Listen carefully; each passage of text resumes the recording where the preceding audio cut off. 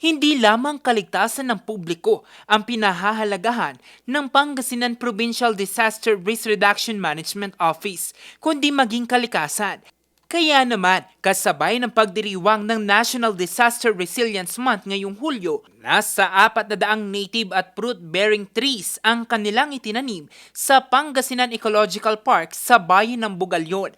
Bahagi ito ng isinusulong na Green Canopy Program ng Pamahalang Panlalawigan na naglalayong makapagtanim ng nasa 1 milyong mga puno ngayong taon. Anila, mahalagang makapagtanim ng native na mga puno at fruit-bearing tree dahil mas kapaki-pakinabang ito kumpara sa mga invasive species ng puno. Ang mga fruit-bearing tree kapag namunga, maaring makatulong sa buhay ng mga Pangasinense. Bagay na isa ngayon sa ipinagpapasalamat ni Tatay Teodoro. Isa siya sa mga nangangasiwa ng mga itinanim na fruit-bearing tree sa Barangay Colomboyan Sur, mga Tarem, Pangasinan. Pasalamat ako sa mga subsidi na binibigay ng ating gobyerno para pagtanibangan din ng mga susunod na generasyon.